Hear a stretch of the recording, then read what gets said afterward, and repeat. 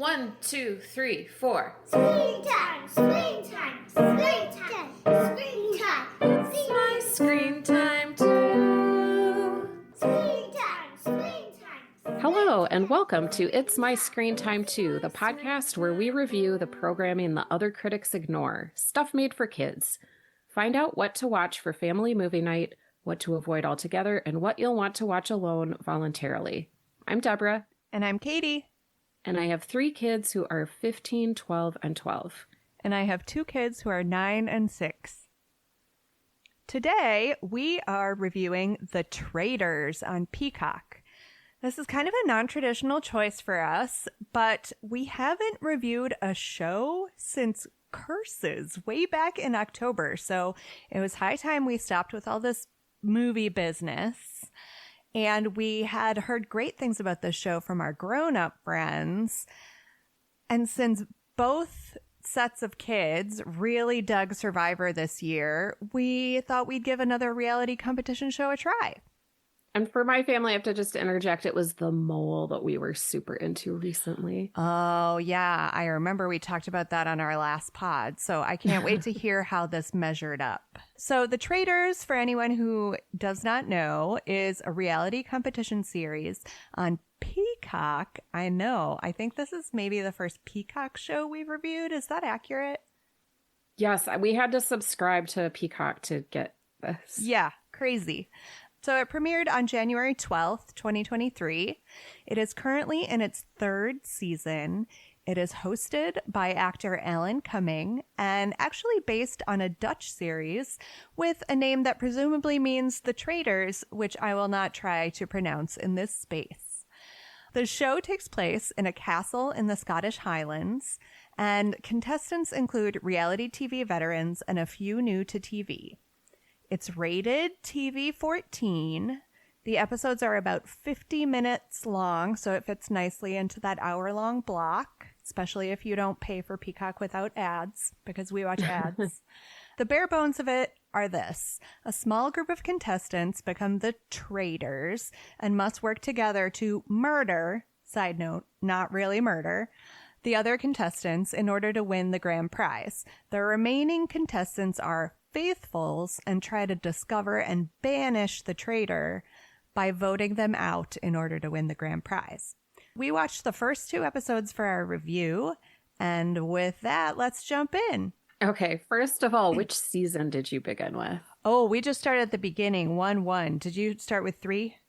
Well, I wasn't sure because we never talked about it, and the headlines have all been about the current season of Traitors, and this is the first time I've heard of the show. So I did watch the first. So I started season 1 with Nate, and then last night I watched season 3, episode 1, just in case that's what we were supposed to be watching. And this kind of answers my first question: did you like it or not? I was like, why is this such a big show? Watching the first 2 episodes of season 1. Okay. I just didn't get it because it seemed kind of slow, kind of boring, not as good as The Mole. Definitely not worthy all of the New York Magazine recaps that are in the top, top read articles of New York Magazine that I look at like every day. Right. So I did not like it that much at first, but now I'm like really wanting to watch more of season 3. So what did you think? What did you like it or not? The long and the short of it is we quite enjoyed it, and I think we'll probably continue to finish out this season and hopefully watch subsequent seasons. I mean, maybe I was willing to give it a long leash because reality competition series just aren't my bag. So you had The Mole in your heart and you were comparing it to that like all along. Whereas the last competition show I watched was that endless first episode of Survivor where I was like, Yes. Why would I ever watch any more Survivor? So why is it 2 hours? So was this slow? Yes, but I was trying something new and I think I liked it on the whole. Okay, that's good because I felt bad initially. I was like, oh gosh, I suggested this and it's not, this is feeling kind of like a slog.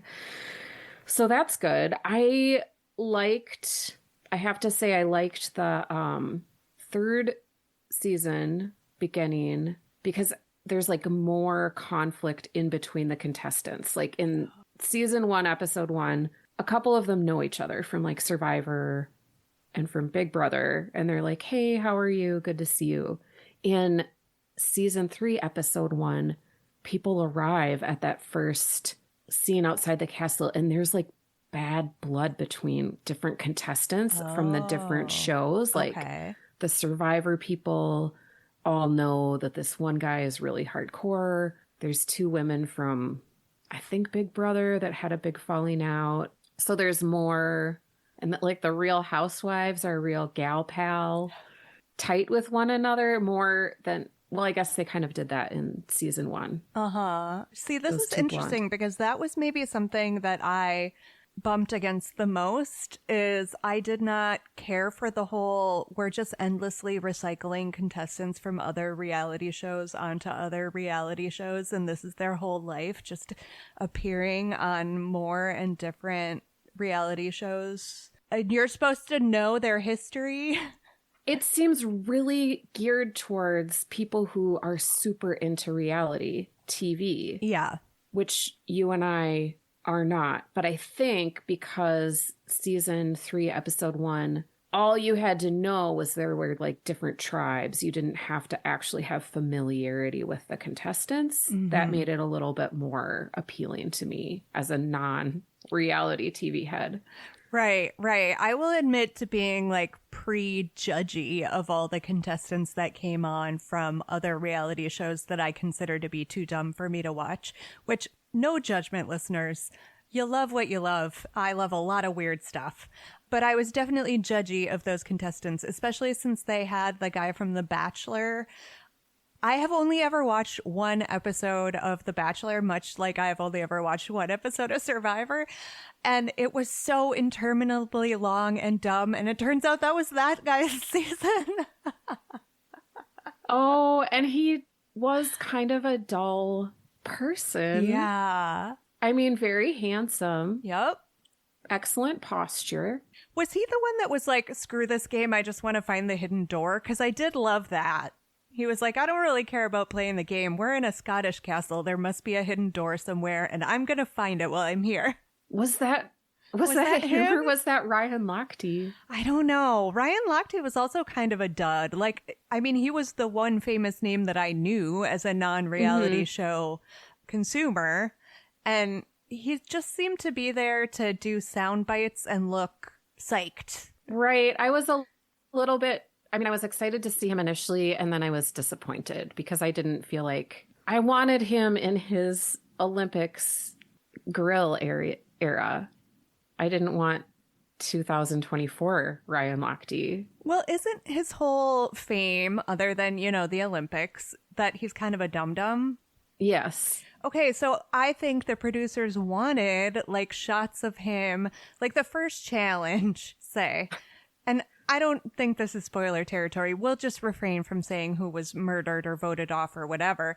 But the first challenge involves them having to construct a fuse out of like short lengths of rope. So they have to tie them together.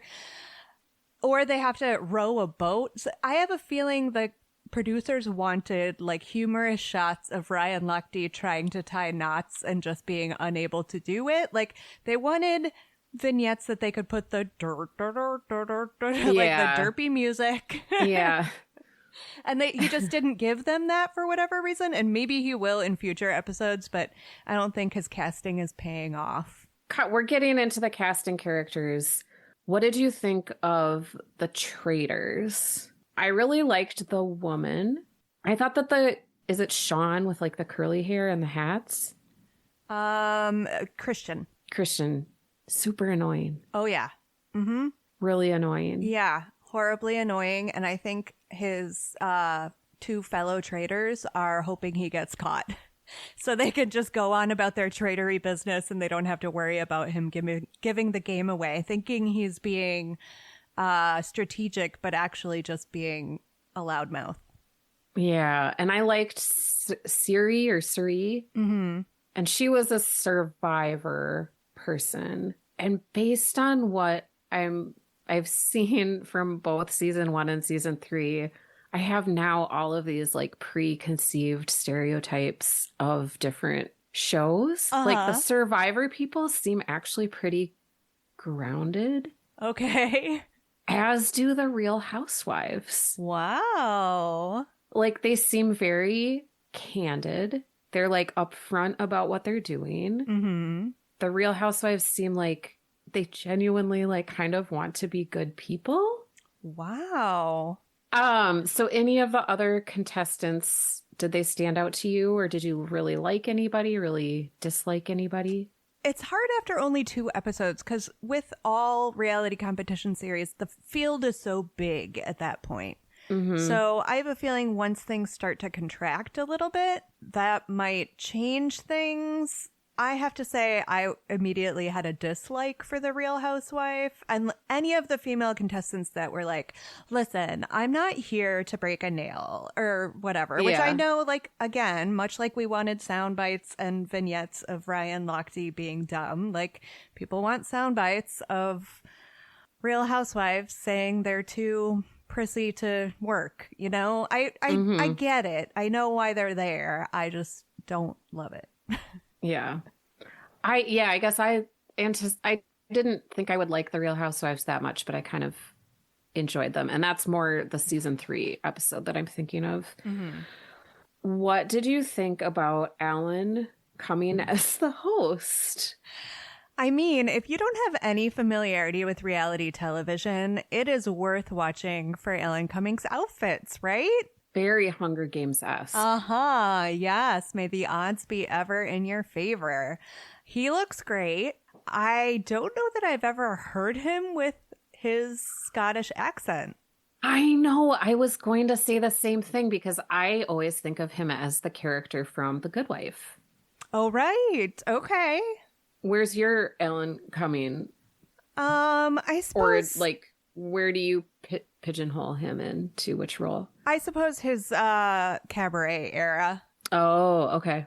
Okay. But also on The Good Wife, yeah, I had totally forgotten about insert character name here, Ari. Yeah, I Eli? was expecting Eli, right? officious, Yeah. like Chicago attorney. Yeah.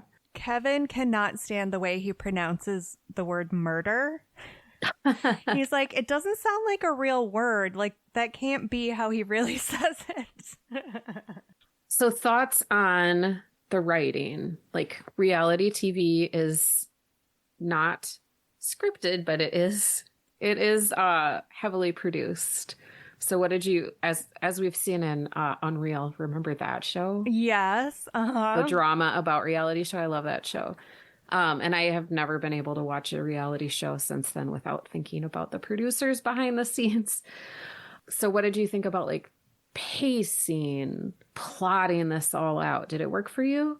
I think so. I mean, again, I've said like I don't watch reality competition shows, but I've watched my fair share of like your Top Chefs, your Project Runways back in the day, things like that. So these first couple episodes have to be rough. Like you're trying to hook viewers, but they also have the least information about anyone they're ever going to have. They have the least emotional attachment to anyone. So they've got to be just trying really hard to find anything to distinguish these people and make them immediately likable or unlikable, like establish their character's place in the hierarchy. And I think they did so semi-successfully, not quite knowing where everyone's going to shake out yet. Yeah, how about you? What did you think? I didn't really care for the challenges because they seemed so arbitrary. Hmm. And I, like you, have watched Top Chef, Project Runway, a little bit of Survivor, and the challenges there are always thematically cohesive. Like, Okay. obviously, in a cooking show, you're going to watch people cook. In a fashion show, you're going to watch people make clothes. So then, like, Amazing Race, you're going to watch people do, like, obstacles and get from point A to point B. So for this, I just thought that the challenges were all kind of dumb. You didn't think that it was all vaguely like Scottish It's Highlandy. so vaguely, though. There was one challenge. Did you get to this show where they listen to the church bells and then have to link the songs to the music boxes? No, I only got to the Burning Man and the Buried Alive. Okay, well, it's gonna take me like 8 minutes to even just describe how this challenge went. So I'm not gonna do it. But you and I would have really been good at that challenge.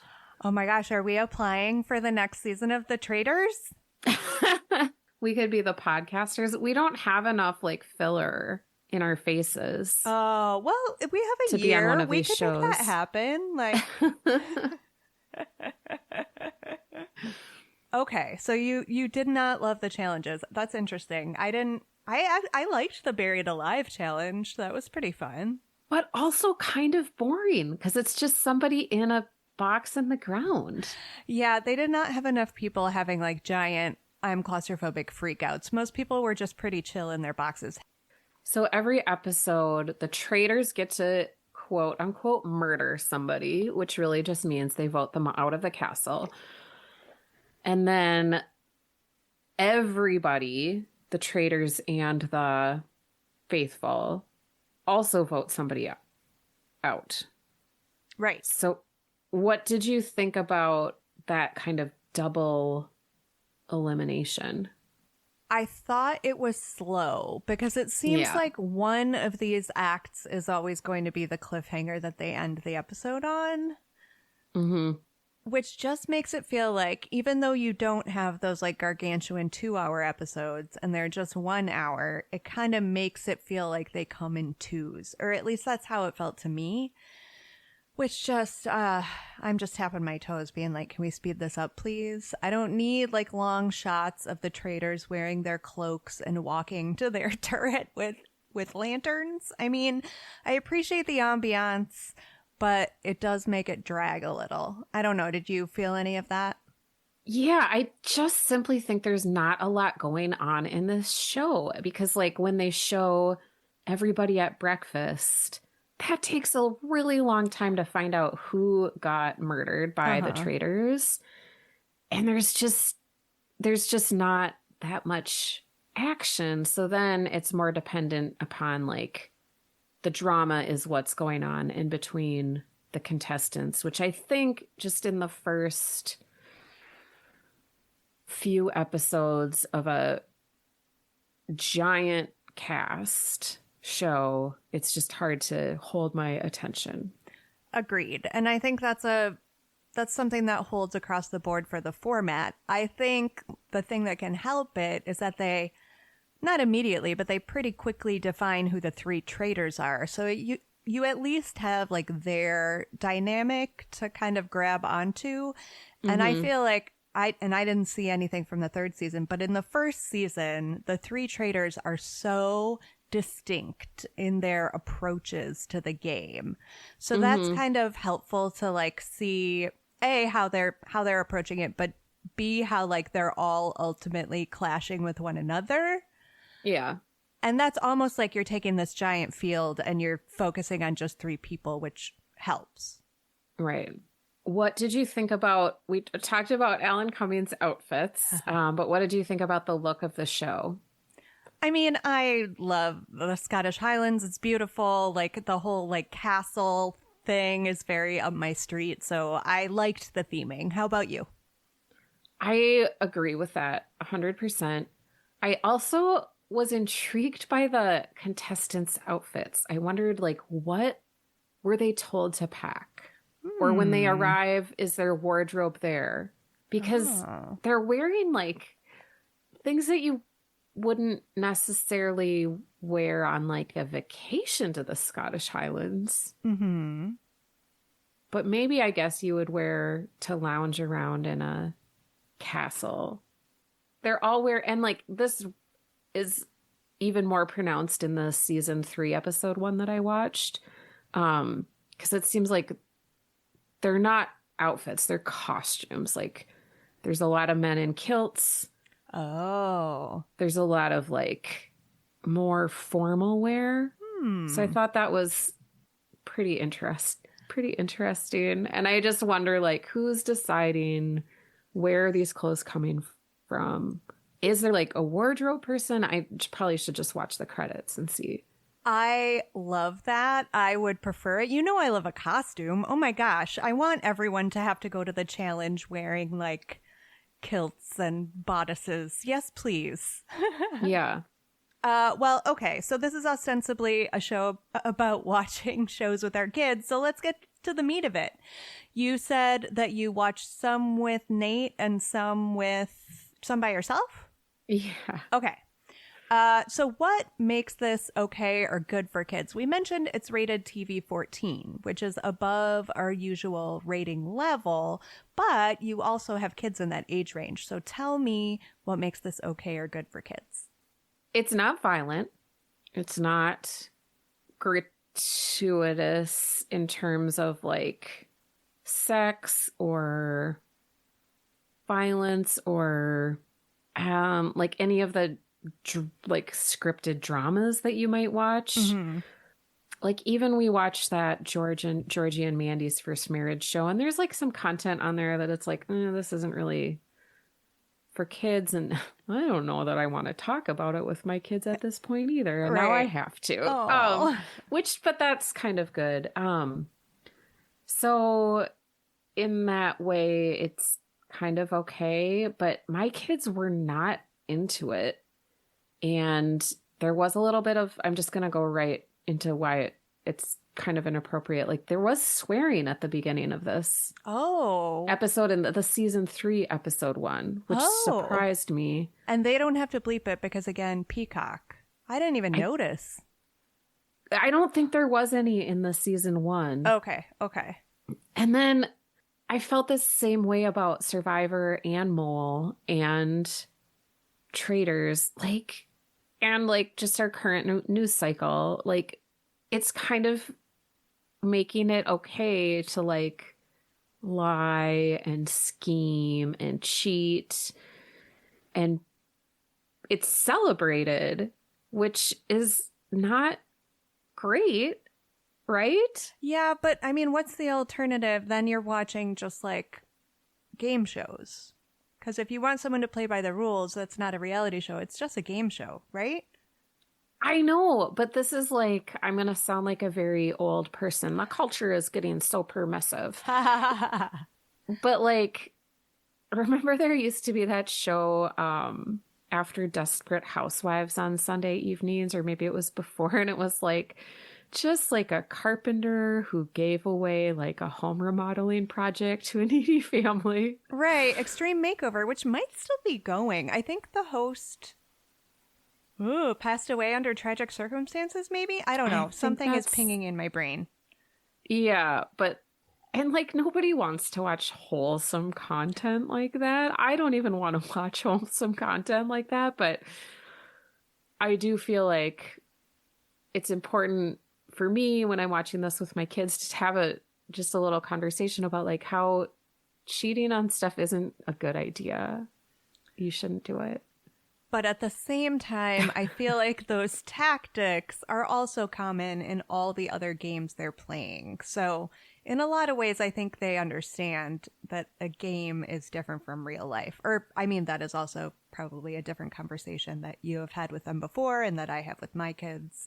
But you're absolutely right that if you are going to watch this with your kids, they need to have a good understanding of the difference between playing a game and real life.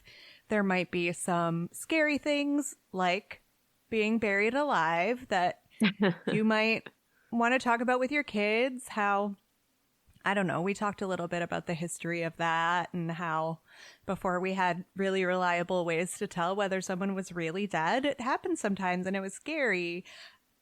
But that's no scarier than, like, say, if you're watching, I don't know, Indiana Jones, or I was thinking about the Headless Horseman, or like Scrooge with the Ghost of Christmas Past or the Ghost of Christmas Future.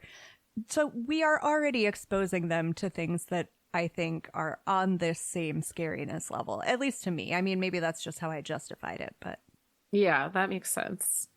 I wanted to talk a little bit about turning the corner on co-viewing because your kids are teenagers now, and we can watch real, quote unquote, real TV with our kids. And you especially are not limited to kids' TV anymore. So I'm curious if this has changed your approach to co-viewing, if it's made it easier, if you've carried any of those strategies over from the days of co-viewing Puffin Rock to the days of co-viewing reality competition shows. I mean, I think it's still helpful to keep in mind like all of our screen time guidelines, no matter if the show is like a preschool show or a show that's more intended for an adult or over 14 audience. The biggest thing that we have to not worry about, but like if the kids are talking a lot, which they like to do during a show, during like a preschool kids show, I don't really care if I'm missing aspects of the plot.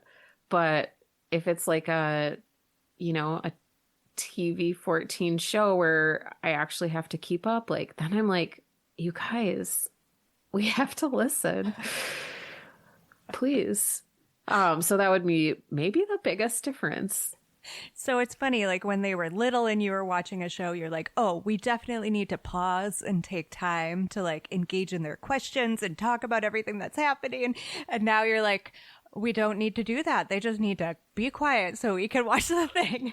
Oh, well, we can pause. It's like they'll just talk through a whole entire show. Right. Just blurt out every single thought that they have, which if you're trying to pay attention to the plot, then you have to say like, okay, if we're going to talk about this, we're going to pause it because I don't want to miss out on what's happening next. Yeah, I kind of like the idea that you raised like kids who are comfortable having conversations about things. And now you're like, oh, shoot. I did it right. I wonder if this has shades of like the post-pandemic era of going to the movies and how no one knows how to just be quiet in a movie theater anymore. A little bit, yeah. Yeah. How about you? What are your thoughts on I mean, your kids are still younger, so. Yeah, we're a little less there, but we have been. I mean, if you've been listening to us for a while, listeners, I'm definitely tiptoeing into more general content with my kids and less content that is specifically made for kids. And maybe to some people's mind, I'm doing that too early with Kenny and or even Jay. But it's been an interesting progression. And I think on the whole good because and we've talked about it before, it's really nice when everyone is enjoying the thing that they're watching. And we always do the work when we're co-viewing to find the things to like in the shows that our kids are watching. Mm-hmm. So it's not as if we were begrudgingly sitting down with them previously, but it's just easier to have that active engagement when I am actually curious about what's going on. Right. So since this is an adult show, I think are just going to skip our first two evergreen questions. No need to cast a gritty HBO reboot when Alan Cumming is the host. No need. Although I would watch a celebrity version of this with like actual actors instead of reality TV contestants, because then I would know who they were. Right. That's a good point. Was it better when we were kids? We were late teens when Survivor hit the scene, and that was like really the first reality show, right? Yes, I think I was even like maybe graduating from high school, and I remember it very distinctly because my uncle said at like a family function that he had watched Survivor, and most of the family was aghast because he did not seem like the type to watch that type of show. Because it was like big news. And then later my mom was like, oh, that's just because he gets 2 TV channels. Because he like lived out in the country and like didn't have cable. So she was just like, he just can only watch what's on. For fans of reality TV, it was not better when we were kids because we didn't have any of it. Right. Would you ever watch this alone voluntarily? I enjoy talking through it and like having exaggerated reactions with other people with me. I don't think I would watch it by myself, but you have. So would you continue to? I think I kind of want to finish season 3. I don't think we're going to finish season 1 because nobody was really into it. But I do like to read recaps of shows that I'm super into. And so I kind of just want to participate in the discourse of the Traitors current season. So, just because like I want to stay on top of White Lotus because then there's so many like articles about White Lotus that come out on Mondays. Like remember when we had Philip Maciak talk about how he was a recapper critic for Mad Men. Right? So not only would I watch this alone voluntarily, but I want to participate in all of the online chatter about it. So I have some catching up to do. I love that. Yay. What a successful pick for us. Shall we rate it? I would give it a solid 4. Same. I think neither of us are like so gung-ho about reality TV that we love it unconditionally, but it was a lot of fun and a nice way to switch it up for us. See it or skip it? I would skip it for the family, but watch it for yourself. Yeah, I've been more successful with my kids watching it. So, but then again, we're raising like Ren Fair kids, so the theming is very much on point. Yeah. So as ever, it's an individualized choice having to do with your family and your kids.